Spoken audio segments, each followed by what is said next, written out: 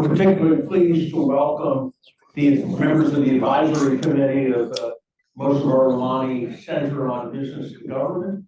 They usually attend their own sessions where we have certain kinds of discussions, but we thought they might find it interesting and we might benefit from their wisdom if we included them in a more regular academic seminar, which I have been asked to actively moderate. The principal speaker is going to be my Kennedy School colleague, David Deming, who is one of the leading experts in the world on the evolving labor market, the evolving nature of work, and the policies that are necessary to accommodate it. And David is going to talk about work on the labor market, and particularly aspects of studying the labor market that bear significantly on thinking about AI and the labor market. More particularly, he is going to talk about a paper that with his leadership, Christopher Ong and me and David collaborated on, looking at the history of the changing occupational structure in the United States. And he's also going to talk a bit about his own research on usage of AI by workers. I'll then make a few comments and ask David a couple of questions, and then we will open this up for a much more general discussion. David. All right, thank you, Larry, and thanks everybody for coming. I'm going to stand so you can see me back there. I'm very excited to be here to talk about this paper. First of all, I want to thank the Aspen Economic Strategy Group. I think some people from them are here now, maybe not, okay, maybe they're watching on the live stream. Anyway, there you are. Hey guys. So thank you for letting us be part of the volume. This is a really great paper. I just want to thank Chris Ogg, again, our co-author, for contributing to the paper. This project was really hatched several years ago as part of a series of conversations that Larry and I were having, where we were, I would say, skeptically talking about the kind of pronouncements you often see in the first couple of paragraphs of consulting white papers and think pieces that say some version of, things are changing faster than ever before, or we live in a time of amazing disruption, things like that. And, we're kind of cranky, skeptical economists, and we thought, well, most people who say these things either don't have much grasp of history or they're trying to sell you something. So we thought, well, let's try to be systematic about this, and let's try to actually look at the long-run history of the labor market and ask the question as best we can, are things actually changing faster than ever before? And part of the reason we were so skeptical, you see in the figure here, this is figure 1 in the paper. By the way, if you want to see, you have just a 2-page version of this, of the long version of the paper. You can see the full paper online. It's right there on your seat. So this is figure 1 in the paper, and if you just look at the very long run, this is going back almost 150 years, about as far back as you can go and get good measures of occupations, just how much the US labor market has changed. So if you see 150 years ago, more than 40% of all employment was in agriculture, and now it's less than 2%. In mid-century, the US, about over 40% of employment was blue-collar occupations, manufacturing, construction, things like that, working on railroads, and now it's 20%. At the same time, professional jobs, managerial, technical, STEM occupations have gone from 10% to almost half of all jobs. And then in between, you have this rise and fall of office and admin work, clerical work, and all those things. And so when you look at the broad range of history, things are always changing a lot. So is this time really faster than it was in the past? So to get some systematic measure of this, we calculated something we call churn, and I'll just explain it to you very simply. So if you look at these lines, imagine that, let's say from 1920 to 1940, every line was straight. Okay, that's like saying, well, each one of these categories was 10% of all jobs in 1920 and 10% of all jobs in 1930. So in that case, there would be no churn. Basically, the job distribution is totally stable from one period to the next. So what we do is we calculate the difference between those two things for all occupations, the absolute value of the difference. So increases, decreases, they're the same. And we say, how much is the distribution of occupations different from one period to the next? And that's kind of a comprehensive way and a principled way to look at this, because it's thinking of all occupations, is treating gains and losses symmetrically, and so on. So when we calculated that, we found, lo and behold, that actually the last 30 years, the 1990s, the 2000s, and the 2010s, were the calmest period in US labor market history, more or less. Again, not because nothing's changing, but because if you think about 1940 to 1970, look back to this previous figure, you had huge changes. The move off of farms, this is really the period when farming was mechanized, things like the general purpose, internal combustion engine and the tractor was put together to really mechanize farm work. Railroad, people weren't traveling by railroad, they were traveling by personal automobiles, so railroads declined and construction and manufacturing went up, so just huge changes. And we're not really seeing that today at that same level. And so that's what we did, I'd say back in, 2017 or so, when Larry and I were talking about this, we were very smug about the whole thing, and we were gonna write it up, and we never did. And so when we had a chance to write this paper for Aspen, we thought, we'll just dust off our, everyone should calm down take and write it up. And so we set out to do that. And then when we looked at the data from more recent years, we started to think, maybe we ought to be a little more cautious. Maybe this is not the time to smugly say that nothing's changing that fast, because there's actually a few early signs, I would say early signs of more rapid disruption in the labor market now than there was even 10 years ago. Not quite to the level of 1940s and to 1970s yet, but certainly higher than the relatively calm period of the previous couple of decades. I just want to give you 3 pieces of evidence on that, I would say of which at least 2 of them I think are clearly related to AI in some way. And I'll explain why in a second. All right, so the first one is if you think about the kind of dominant zeitgeist around labor markets in the 1980s, 90s, and 2000s, a lot of it was about the term polarization. Maybe you've heard the word polarization to describe economic inequality, to describe jobs. That's the idea that employment is growing at the top and it's growing at the bottom, but it's declining in the middle. So barbell-shaped employment growth, you might have heard it called. And that's kind of like middle-class jobs, unionized manufacturing jobs, white-collar office work. Those jobs were declining, and it was either low-paid service jobs and manual labor jobs that are growing, or very high-skilled, high-paid professional jobs. So that was kind of the dominant set of facts, not just in the US, but in many advanced nations. And what we show first in this paper is that around 2015 or so, polarization basically stopped. And it stopped primarily because these low-paid service sector jobs that grew tremendously from 1990 especially to 2010 basically stopped growing and then declined in several categories of cases. So this is 5 different service sector jobs: food prep, other personal services is things like barbers, hairstylists, fitness instructors, things like that, childcare. Those declined. Health services, cleaning and janitorial and protective services. Now, some of this is related to COVID. You can see that gigantic drop in food prep and serving. But if you look at the other categories, you actually see the decline or even the stalling out started well before COVID, and a lot of it hasn't quite recovered. So when you look at that, you see actually these low-skilled manual labor, personal service jobs really aren't growing anymore. The second trend is that we're seeing an absolute boom in STEM, science, technology, engineering, and mathematical employment. So right around, it's quite striking, because if you look at 2000 to 2012, you see actually STEM employment as a share of all jobs in the US economy declined slightly. But then right around 2012, 2013, it started to grow from about 6.5% of all jobs to 10% of all jobs. So that's a 3.5 percentage point gain off a base of 6.5. That's an over 50% growth in STEM employment in a little more than a decade. And when you look at the occupations that are growing, it's a lot of things, of course, related to software, but it's not just that. We see growth in engineering jobs, science jobs, all the STEM categories. And then when you look at business and management, another big category, you see totally explosive growth, especially in the last few years. And when you look beneath the hood at that broad category, it's things that have a kind of analytical flavor. It's management analysts, business operations specialists, science and engineering managers especially. So we really are seeing a huge boom in science, analytical type jobs that's happened relatively recently.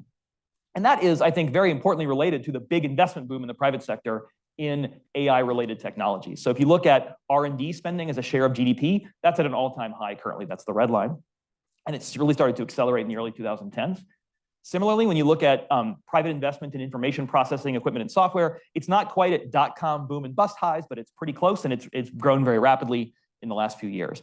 And so this is a sense in which AI is almost mechanically affecting the labor market, right? This is huge investments by big companies in AI-related technologies, data centers, top talent, and you can see it in the job market already affecting employment in STEM occupations, okay?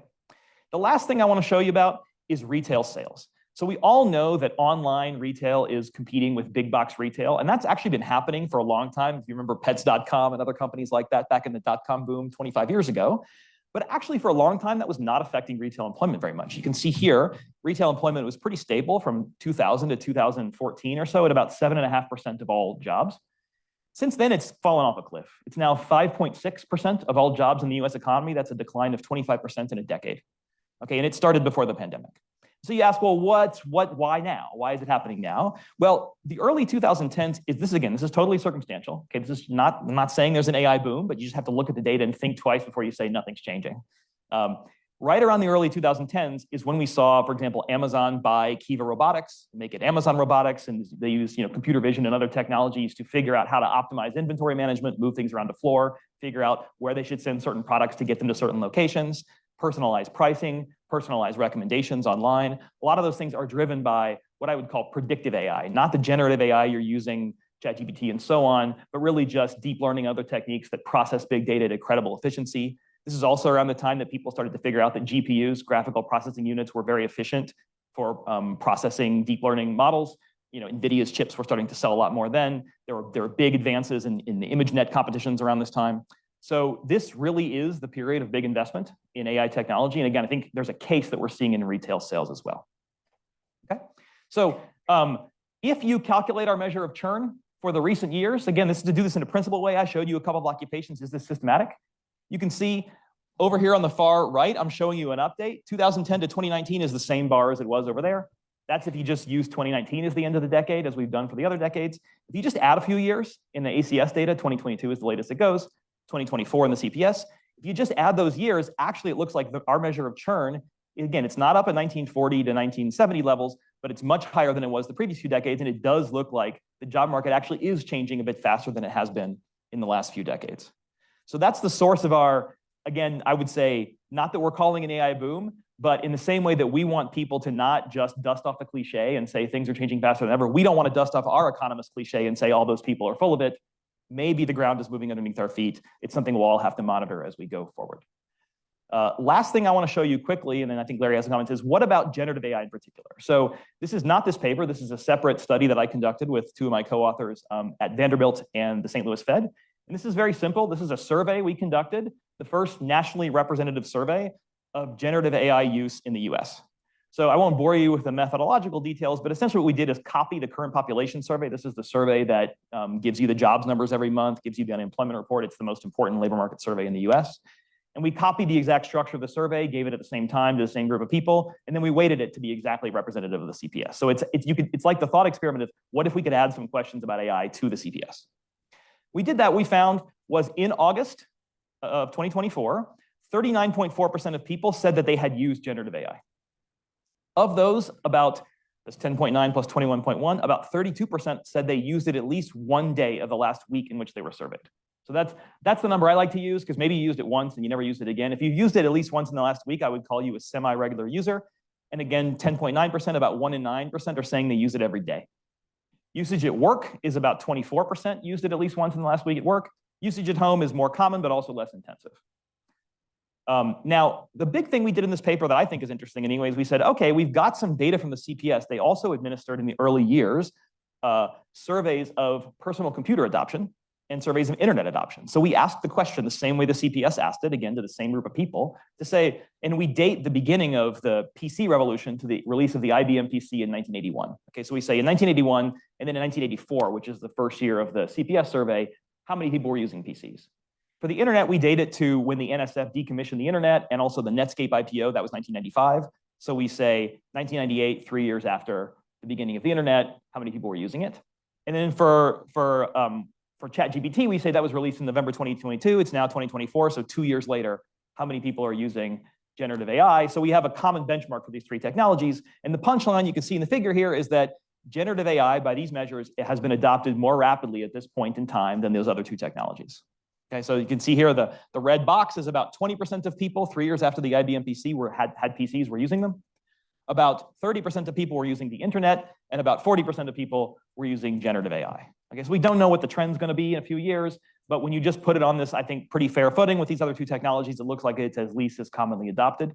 I think you could say, well, PC is a big, expensive piece of hardware. It costs several $1,000s. ChatGPT is free or cheap with a subscription. I think that's fair enough. I think the internet was also fairly cheap, but I think in some ways these technologies build on each other. So one reason why you can adopt generative AI so quickly is because PCs and the internet exist. Without them, you couldn't really do it. And so I think there's a sense in which this is evolving. Have a couple other results on this. Basically, all types of occupation categories are using it. It's most common in professional jobs. But if you see blue collar, 22% of blue collar workers say they use AI. So it's not just a few occupations. It seems to be kind of everywhere. What are people using it for? Writing is the most common thing. People are also using it to perform administrative tasks, to interpret, translate, summarize data, to code. But really the punchline is it really is general purpose in the sense that almost every group of occupation category is using it with some frequency, and it's being used for many, many different tasks, about as many as we could think of to ask. And so it really does seem at this point to fit the definition of a general purpose technology. I'll stop there. Thanks a lot.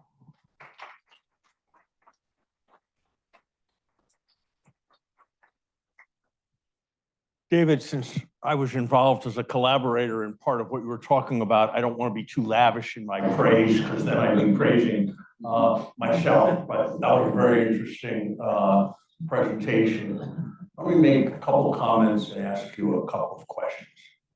First, I think the conclusions about changes in churn are valid. One of the ways in which economics has changed since the time when I was a young professor is that the standards of rigor and proof have gone vastly up. And so there are a lot of questions you can ask. Is this sensitive to the definition of occupation? Would it matter if you did 1965 to 1975, 1975 to 80, rather than 1960 to 1970? There are a whole variety of methodological questions that you can ask. And because Chris is extremely diligent and we worked him extremely hard, I can state with a quite high degree of confidence that the broad conclusion here that the rate of structural change was substantially greater in the period after surrounding World War II than it has been since is valid. Second, it's kind of, Moynihan had this famous line, you're entitled to your own conclusions, but you're not entitled to your own facts. And while David and I obviously agree on all the facts he presented, I think we're probably not quite in the same place in terms of the interpretations that we would put on some of it. So I'm gonna put my view and invite David to put his. I don't think we know a lot from this about AI. I think we know something profoundly important, which is we almost certainly have not yet had structural change as rapid as that we were having during a period that's generally thought of as a very successful economic period. You tilted things slightly. You showed the amount of churn between 2010 and 2022 or 2010 and 24, and you compared that with the churn from 70 to 80 or 80 to 90, a more fair thing would have looked at 14-year periods or 12-year periods, and then the degree of change recently would have almost certainly looked distinctly less impressive. Just to say on that, the quick thing is the census data prohibits us from doing that because with census. Well, I understand why we didn't do it, but if we had an adjustment, I'm saying you're right. It's relevant on any theory of what caused it. Churn would be greater. Yep. And significantly greater, probably more than 14/10 times as great. If you looked over the longer time period. The other question is what we think of, what interpretation we exactly put on that. And I think the interpretation that I would put is the economy having structural change now. The economy always has structural change, and it's unlikely that the economy is having as yet a revolutionary new level of structural change. I don't think it's a very interesting argument to discuss the semantic question of what constitutes artificial intelligence. There's a statistical analysis system that helps a bank decide whether to give somebody a credit card. Those have been in existence for 35 years, count as artificial intelligence or not. There's a kind of arbitrariness in all of that. For my own benefit, we've kind of had a software revolution for a long time, and we've kind of got a new thing, which is mimicking human type intelligence in the last couple of years. And I probably use AI more to refer to that last set of things, but co-authors compromise, and I was happy to compromise with you in terms of how we describe that. But I think we should talk about that a certain amount. One thing that you or Chris may know the answer to, but I don't, is you spoke about the decline in retail as all being about, I get stuff delivered to me on Amazon. It's also kind of my observation that with new kinds of cash registers and new kinds of barcodes and new kinds of organization, you need a lot fewer salespeople in a Walmart than you used to. And, I'm not smart enough to do it, but nowadays when you go to an airport, you're likely to be told to check out with your credit card and without any person involved. And so I wonder whether we actually know how much of that is delivery and e-commerce rather than whatever it is that came before. And I guess the last thing I would just call attention to is, and maybe you have the slide that goes with this, there's another trend that is related to all of this, which is that the fraction of people who are not working, this isn't the graph I thought you were going to have. The graph I thought, forget this graph. The graph that I thought you were going to have was of the fraction of men between the ages of 25 and 54 who are not in the labor force. Yeah. And what that graph shows is that in 1960, 97% of 25 to 54-year-old men were in the labor force. And now it's 88%. So the fraction who somehow can't get themselves organized or for whom the labor market is passing them by has gone up fourfold, even as work has gotten less physical, health has gotten better, and people have become more educated. And that's a very profound kind of structural change. The fact that churn has gone way down and that this trend has been continuous makes me more skeptical of the view that it's about the demand for labor and puts it more in terms of what's happening to the way people grow up, what's happening to attitudes, what's happening to incentives. But I'm not entirely sure that that's right. So, David, maybe you could respond a little bit on what AI is and how much you want to take this as AI. Yeah. So, I mean, I thanks for the addendums. I think I agree with most of them, and I certainly wouldn't want to, while we have some differences in how we would frame some of the results, I don't think we're really in disagreement, which isn't surprising since we managed to write the paper together.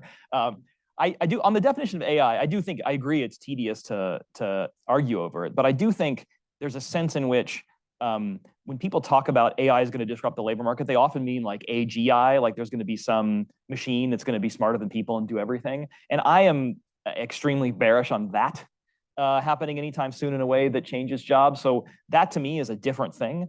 I think I have a much more prosaic view of what AI is, which is basically it's using data in ways that are inductive, so learning patterns from data and learning patterns from people's behavior and the behavior of systems, which is very different than like programming in a top-down way to tell, to program an operation in data from the top down. You say do this and it executes on it.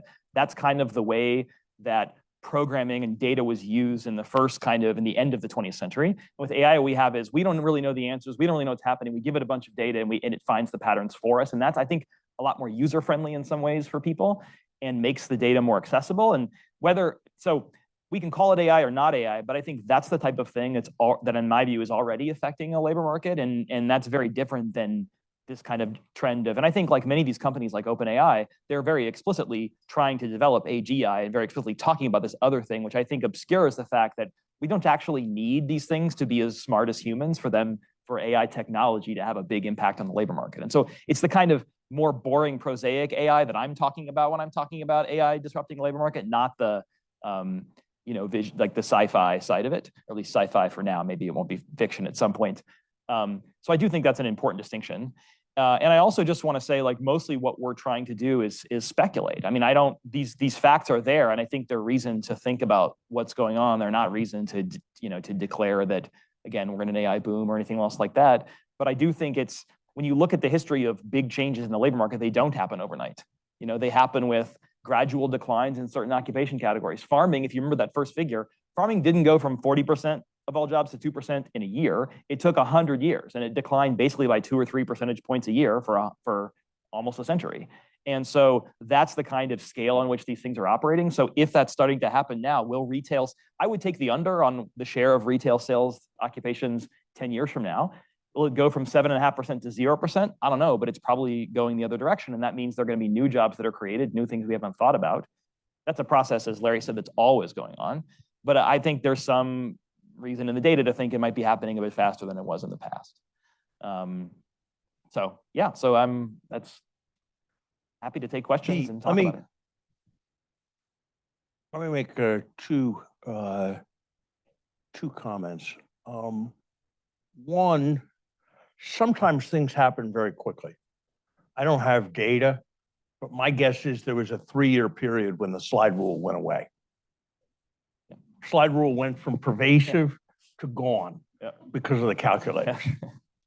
I remember at some point, I don't remember exactly when it was, I was hired to write some kind of article surveying something economic for the annual publication of the Encyclopedia Britannica. And I procrastinated as is my wont, and it was getting close to the deadline. And then it was the ideal case of procrastination because they decided they really weren't going to be publishing the Encyclopedia Britannica the way they had been because of the internet, and Wikipedia was basically completely disintermediating them. But they felt they had to compensate me. I don't remember, they compensated me half of what I was going to get compensated without my doing anything at all. And that was better than doing the whole thing for the stated price. So sometimes things go away very quickly, and whether that's occupations, whether these examples, which don't point to specific occupations, I'm not altogether certain what the answer is, but I think there may be some more sudden changes ahead. The other thing that I feel impelled to say, since you were sort of bearish on the cognitive capacity of these things, going forward, who knows? Yeah. But I have had in the last 3 or 4 months, my life has changed in the sense that I get curious about lots of things. And there are many things where a year ago, I would have asked a research assistant to find the answer. And now I use ChatGPT or one of its counterparts. And I'll give you just a couple of examples. I saw a graph of inflation, which if you draw a graph of inflation from 1971 to 1976, it perfectly parallels the graph of inflation from 2019 to 2024. So how probative is that with respect to inflation going forward? And I didn't remember exactly how people were thinking about the macroeconomic environment in 1976. In an earlier era, I would have asked a research assistant to go find the economic forecasts from 1976 and look into it and tell me the answer. ChatGPT gave a very satisfactory answer. These are the similarities. These are the differences between then and now. Because of a conversation that I happened to be having, this is the one that I actually found most surprising, that it was good. I heard a story about how a nephew of mine, when he was a kid, had walked into a bookstore and had asked his mother, how come they call it fiction and nonfiction rather than fiction and fact? And I thought to myself, there was something slightly odd about the use of nonfiction as a category to describe all the books in a certain category. And so I asked ChatGPT, is the division in all languages correspond to fiction and nonfiction? Or are there in many languages, is the distinction drawn in a different way? And it said, in French it's this way, and in Spanish it's this way, but in general it's more likely to be, the answer is it's more often than not, it's nonfiction versus fiction. But sometimes it's some different set of categories. Well, it would have taken a research assistant. If I was the research assistant that somebody asked that question to, I wouldn't have quite known what to do to figure out the answer to it. So I think there is a lot that is potentially coming down the road here. But I think I think there's likely to be a lot of structural change.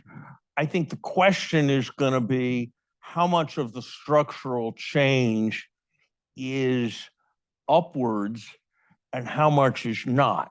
Classically, if you're a farmer and you move to the city, if you're working on a farm and then you move to the city, that's likely to have been a good thing that happened to you. And your income's likely to go up, your general quality of life has gone up. If you were working in an auto factory and now you're working at McDonald's, your quality of life is likely to have gone down as you experienced it. So I think as we go forward in this, a big part of the question is going to be sort of distinguishing good churn from bad churn. We have no idea where that's going to go yet, but that's what I think this makes this a very exciting time study. The one thing I'll say is this is the way I think about it, for what it's worth. If I go back to this figure here and I tell you, okay, you can go back to 1981 and you have a crystal ball and you know that personal computers are going to be used today the way they are, which is they're everywhere. I see people using computers right now or the internet. Everyone's on the internet all the time. Same thing. What would you do differently? Not only could you make a lot of money, you could make a lot of important changes to your life. You could learn a lot of new skills. You could get a leg up on everything. So what this figure is telling us is that this is going to be, if history is any guide, this is going to be everywhere sooner than we know it. So we all have to think about, we don't know exactly what that means, but we know it's going to be everywhere, and we know there's going to be tons of change. So to me, this is a principled look into the crystal ball to say that this technology is on par with these other things that have massively changed. Forget just productivity growth. They've massively changed every aspect of our lives. And so this is not certain, but it's quite likely to be on that scale. I'm going to say two things about that and then open up the floor. One is I'd be careful of saying what you can make a lot of money knowing by looking at the future. Two stories.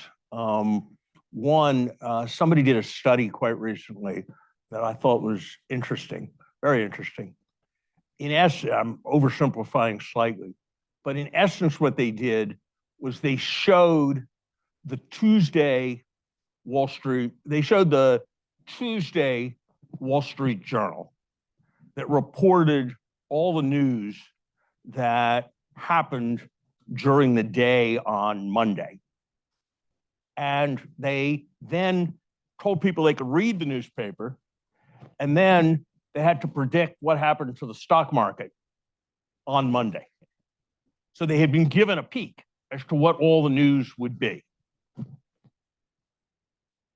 The best people got it right 53 or 54% of the time. And most people were no better than coin flips. That's one way of saying it. Another way of making the point with a lower frequency is in 1998, Bob Rubin and I had when we were at the Treasury, we had these CEO lunches where we'd invite some CEOs in to talk to us.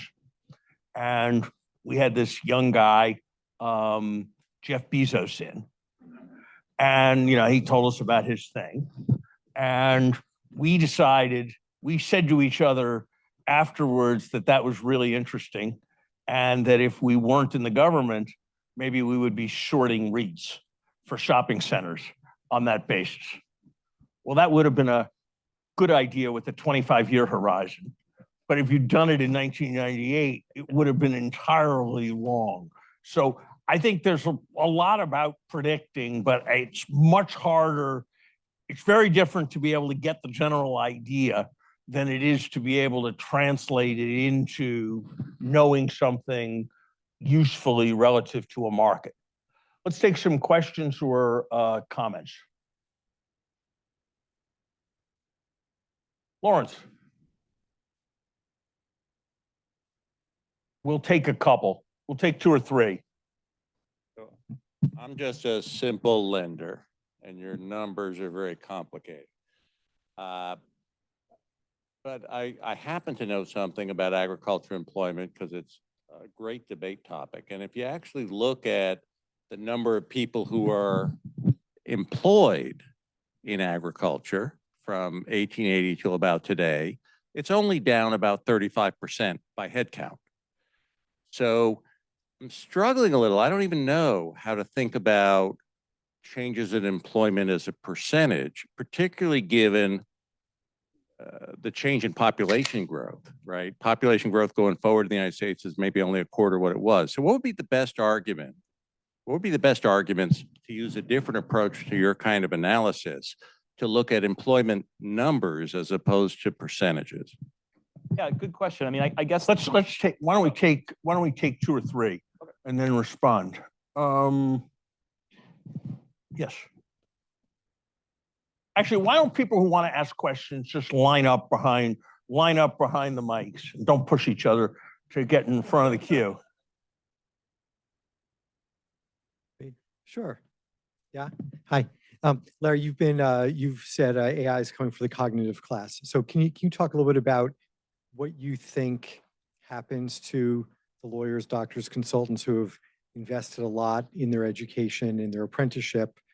Are they going to be the auto worker working at McDonald's, or are they going to be the farm worker moving to the city?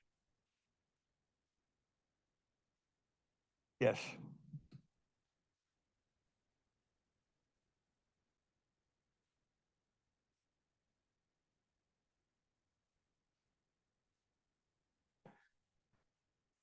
Yeah, I'm Lucas, senior at the college, trying to study this for my thesis. My question for Professor Deming is, do you believe in AGI? And Summer, same thing. Hi. It seems that technology has given a boost to the productivity in the workforce. If that were true, if that is true, do you think that our current economy can support a higher level of government deficit or government debt level? Thanks. David. Okay, let me try to remember. So the first question about agriculture, this is a question about whether it makes sense to measure employment changes as a percentage of all jobs in the economy or as a total number of jobs. And I think the reason we did it the former rather than the latter is because, I mean, you said in the question, population growth has been so explosive in the US over the last 150 years that basically every occupation, it's actually kind of striking that farming would drop at all, given that we have so many more people in the US than we did in 1880. And so the only sensible way to make these comparisons over time is not to look at the absolute gain or loss in jobs, but to look at, if you think about it as if you picked a random person in the US economy, what's the probability that they're a farmer? What's the probability that they're a doctor? What's the probability they're a computer scientist? And those probabilities are changing over time, which reflects the fact that our overall labor market has a very different composition one year than the other. You can answer the cognitive class question and the question about productivity, and I'll answer the AGI question. So it's not that I don't believe in it, okay? I just don't believe it's coming tomorrow. I don't really know, but I'll say this with a lot of humility. I try to say with humility, but I just think that intelligence is both more complicated than I think people think. It's not just the recitation. Like, you think about what AGI would be. It would be like, you're going to scrape every piece of data that exists on the earth and combine it in some way to generate some super intelligence. But it's not obvious to me what that would actually be able to accomplish. Like, imagine you had something that could outthink everybody. It doesn't necessarily exist in the physical world. It doesn't always make the right decision, which is not about intelligence. It's about judgment and understanding. Like, if I'm going to have a strategic interaction with someone, the right answer depends on what I think they're going to do. And what they're going to do depends on what they think I'm going to do. And so there's all kinds of complexity about the real world that are not actually indexed by intelligence. So I guess another way of saying is, like, maybe you can, I mean, in some sense, we've already created super intelligence. These things are more intelligent there's a machine that is more intelligent or better than you at any one thing, okay? But people are general purpose technologies. People can walk up a flight of stairs and have a conversation and write some software code and do all those things all at once, and they kind of make decisions about how to spend their time and where to spend it. And that's not quite intelligence, but it's something else. And I just don't see it being anywhere close to there yet. So that's how I would answer that question. I don't know the answer to your question, Eric. My guess is that you will see some substantial compression. That you will see. I just saw a story that said that for a variety of reasons having to do with trends in the media industry, the salaries of named newscasters are coming substantially down relative to other people who work at TV networks. So, if it used to be that the host who worked at the TV show of the Today Show made 200 times what the person who arranged the furniture on the set did, that number's about to be 75, was the implication of the story. And my guess is that there's going to be some of that with respect to a lot of what were formerly high-level tasks. It's possible that these will lever more effectively the most extreme talents in a very strong way. And so part of the reason, it's kind of the same, it's probably the same phenomenon, that CEO pay has gone way up and the amount of middle management in companies has gone down. That when you can just operate without the middle management, then having the best CEO becomes more defining, and the people with most talent in that can command a greater wage. So my guess is that the answer is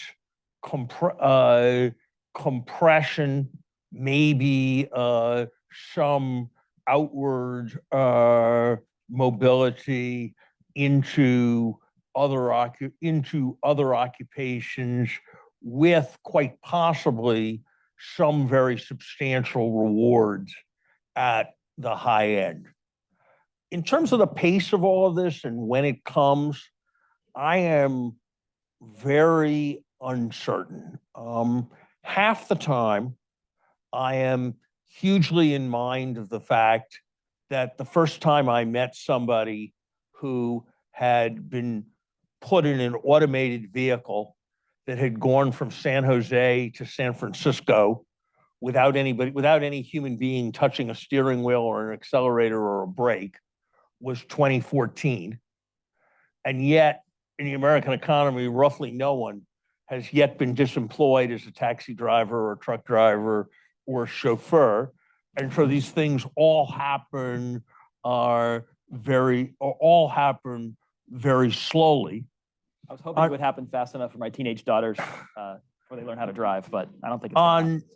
On other occasions, I think to myself, the range of capacity is substantially increasing. You mentioned strategic interaction. You got to be able to think about what the other person is doing. Well, that's like really important in the game of Go. And that's like the essence of being good at the game of Go. And the computers figured out how to do it. I think the principal barrier is that, and I think if you want to think about what these machines are going to be able to do and what they're not going to be able to do, my current view is they can learn to do anything, which you can try a lot of times and know whether you succeeded or failed. So if you're playing chess games, you know whether you won or you lost. If you're suggesting a proof of a mathematical theorem, you can sort of evaluate whether the proof is right or whether the proof is wrong. If you're sort of making a judgment about in what order you should walk into the room and whether you should give way to the other person in front of the microphone, it could learn to make those judgments perfectly if it had a million cases that were evaluated, but it's not so easy to get it a million cases that are evaluated. And so I think that's where the question arises. On MPP 2006, I had a question about, essentially, from my perspective, actually, the technology is evolving so rapidly, just looking at large language models, putting aside artificial general intelligence. And so it seems as though the next step in the analysis would be actually speaking to companies that are deploying the technology, getting an understanding of how rapidly they've seen the use cases evolve. Yeah. Because in my discussions with folks, the time frame that I've heard is, within going to be a pretty significant change.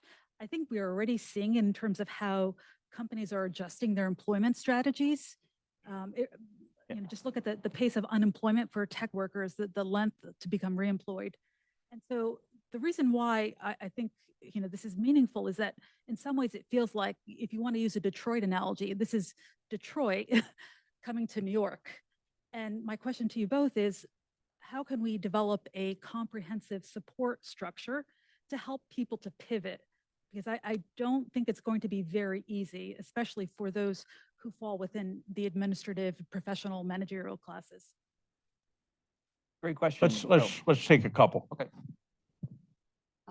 Good evening. My name is Niyati Singh, and I worked with the central government of India for its G20 presidency where so you authored an excellent volume on MDB reforms and with NK Singh. My question to you is, you stress the pressing need for new global financing through multilateral development bank reform. I want to know what your thoughts were on the intersection of that with AI.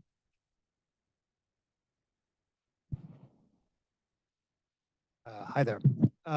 First, I think on the question of superintelligence and being able to do things that humans do, the question of poker is perhaps even more relevant than Go. And people for a long time thought that AI would not be able to play poker better than humans, and yet it can. On building on that, I think my question is, if you look at the labor share of income since like the 1950s, it's sort of steadily decreased and then maybe leveled off. If you assume, even if you're not super bullish on AGI, that generative AI is able to drive down the cost of intelligence, drive down the cost of professional labor, what is that going to do for the overall labor share of income, and sort of what does that mean for our society? Whether technology automates or augments seems really important in terms of how disruptive it's going to be. So how do you think about whether AI is going to be more augmenting or automating? And then two, what do you think governments and businesses can do to bend it in the direction of augmentable rather than automatable? So I think I can take on most of the first, third, and fourth questions with one answer. I'm going to try. So actually, one of the interesting things we found in our survey was that people's reported usage of AI was way higher than businesses' reported usage of AI. So there's a pretty good papers written not that long ago, maybe 4, 5, 6 months ago, surveying businesses. The census surveys is pretty high quality survey of business establishments with adoption rates of something like 5, 6, 7%, growing, but off a much lower base. And those were questions about, do you have a company strategy for AI? And so like, obviously this is growing, but that base is much lower. And so what it suggests is there's just an awful lot of personal use. It's not unauthorized. It's not like businesses are saying you can't use it, but it's just kind of in the shadows. It's experimentation. It's let me try to do the things I normally do, except with this tool. Some people not finding it that useful. Some people finding it really useful. Like whenever I would tell people about the survey, I'd always ask college students, what share of people do you think are using it? And they would say like everybody's using it. And then I would ask, people my age, middle-aged academics, and people would say, nobody's using it. It's just a toy. And so I think there's a lot of just Wild West type experimentation going on out there at the personal level. And so I think the answer to the last question about augmentation or automation is we don't know what the future is, but I think it's pretty clear that it's in the augmentation category right now. Because if you look at how people are using it, and we see this in our data, it's being used to give you a little bit of a productivity boost in a lot of different things. So a technology that makes you 20% more productive in 5% of the things you do is great. That could have a meaningful impact on productivity, but it's not going to change the structure of your job fundamentally. That's just not a big enough boost. If you look at productivity boosts for the mechanization of agriculture, it's like 200, 300% from using a tractor instead of a team of horses. So it's just not on that level yet. So right now, I think it's actually a pretty hopeful story for a lot of workers. The question is what's going to come eventually. I think in some ways, these large language models are just a base layer on which there will be complementary innovation. So much like the internet spawned Google search. It's like, well, now that everything's connected, I can search everything and then I can return results. It was built on that. The technology is so new, there are people out there trying to build the next big thing, taking advantage of the fact that you have this intelligent agent that you can deploy in all these flexible ways. And that, whatever those complementary technologies are, could very well increase inequality, could very well replace labor. I just don't think we know yet. But I think right now it's kind of a cool thing that can help you in certain ways, and it depends on who you are and what your skills are and so forth. So I think I answered most of those questions that way. Just want to take on the question over here about the question about India. Yes? Yeah. I think India and the MDBs is a sort of different subject.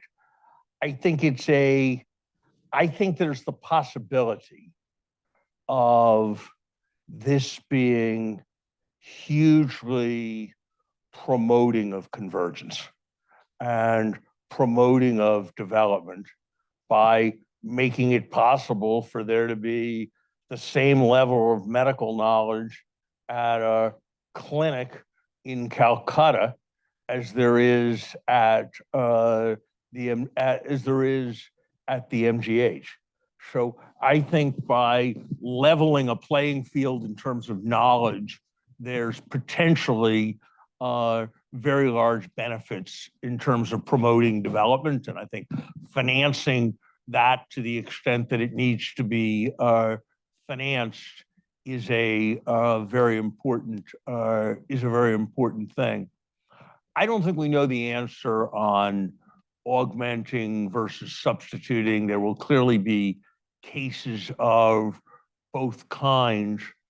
A place where I disagree with Danny Roderick and with many others is I don't think government has the slightest clue as to how to be able to direct research or how to be able to channel or make policy so that it is augmenting or replacing.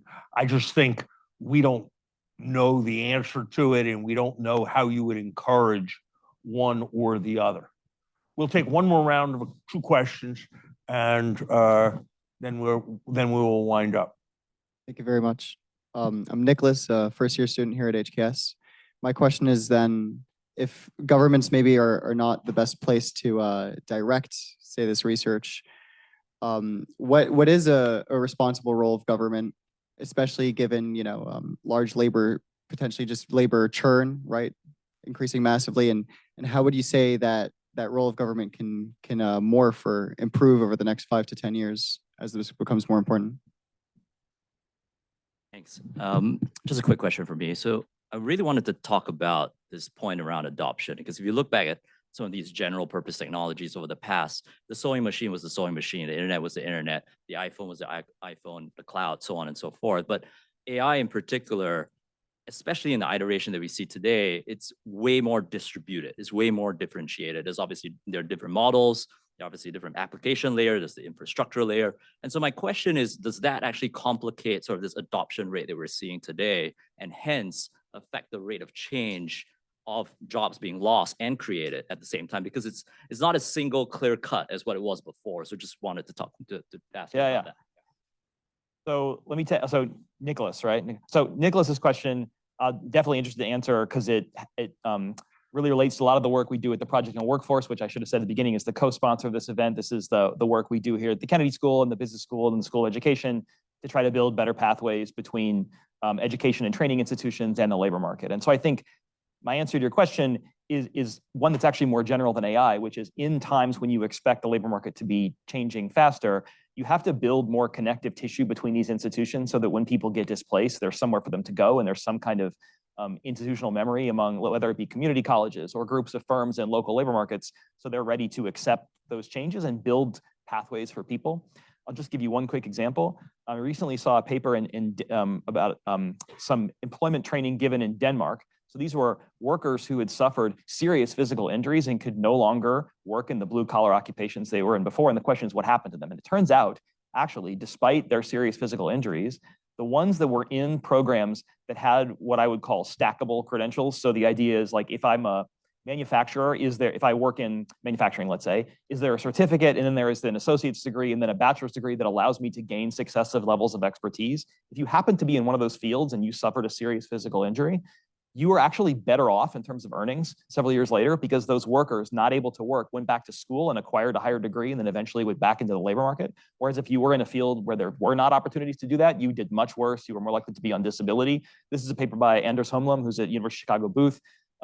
Really fascinating paper showing that basically when you create ways for people to reskill, not necessarily when they've suffered an injury, but just when they've been displaced, those things really can work, but you have to build the pathways intentionally, not just kind of throw them to the wolves and hope it happens. And that's why I think that kind of work, it's always important, but it's especially important if we expect the labor market to be changing very rapidly. You want to answer that? Yeah. I'd say a couple things. One is we may see some very profound changes in relativities. In 1880, the salary of a doctor and the salary of a barber weren't very different. And we may see some reconvergence in that regard as a machine can replace a certain amount of what you had to learn in medical school. It'll be a very long time before an AI can fix a leaky sink. Or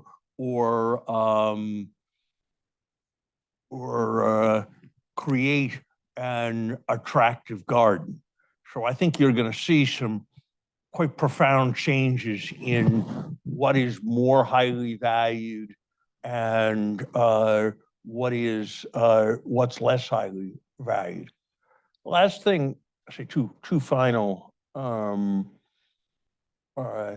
things. I think that there is also a real question about how much of this requires how much policy. So basically, we've had decline of farming and we've had agricultural subsidies as a ubiquitous feature of the developed country budgets for kind of a century. And economists tend to say, they create Harburger triangles and weight loss and distortion and all that. Other people say it's like the price of the society staying together and maintaining its cohesion. But you've had other big structural changes. The number of people working as what were then called secretaries and would today be called assistants has completely collapsed because people can write their own letters, because you don't have to use carbon paper. I mean, when I started, if you wrote a letter of reference, you wrote it out by hand, and then your assistant typed it with carbon paper. And if 2/3 of the way through the page, your assistant made a mistake, then what happened was your assistant started over with a new sandwich of carbon paper. And so we had all this technology and that all sort of stopped. And now there are the ratio of assistants to professors at Harvard is probably a quarter of what it was in 1980. And nobody's had a major public policy for dealing with that. So I think one of the things we probably need to be conscious of is the various moral hazards associated with creating insurance and creating these kinds of arrangements. And in general, my view is that you're better off having more general policies rather than less general policies. So I like the notion of a stronger social insurance system for people in transition rather than policies that are directed at specific causes of transition better. And the last thing I'll say is, if this seminar hasn't done anything else, I hope it has convinced all the students in the room that there's a great deal that is yet to be figured out about all of this, and a great deal of thinking and research and policy development to be done. Thanks very much, everybody, and thank you especially, David.